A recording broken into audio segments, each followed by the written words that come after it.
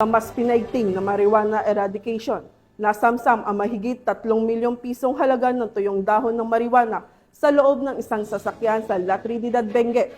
Ang buong detalye ng balita mula kay Patrolwoman Mayra Beral.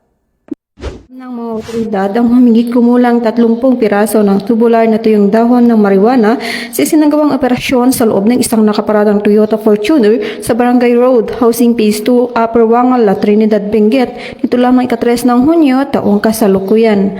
Ang operasyon ay pinangunahan ng La Trinidad Municipal Police Station, katuwang ang PDEU, PIU ng Benguet PPO at ng Philippine Drug Enforcement Agency, Cordillera. Ang mga kontrabando ay tumitimbang ng 30,000 gramo o 30 kilo at tinatayang nagkakalaga ng 3,600,000 pesos.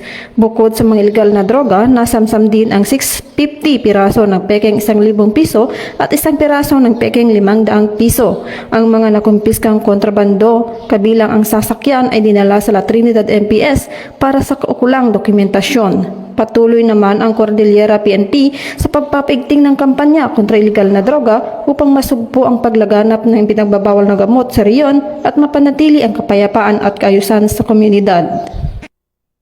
Mula dito sa Baguio City, ako ang inyong PNN correspondent, Patrolwoman Mayra Beran, alagad ng batas, tagataguyod ng Balitang Pulis.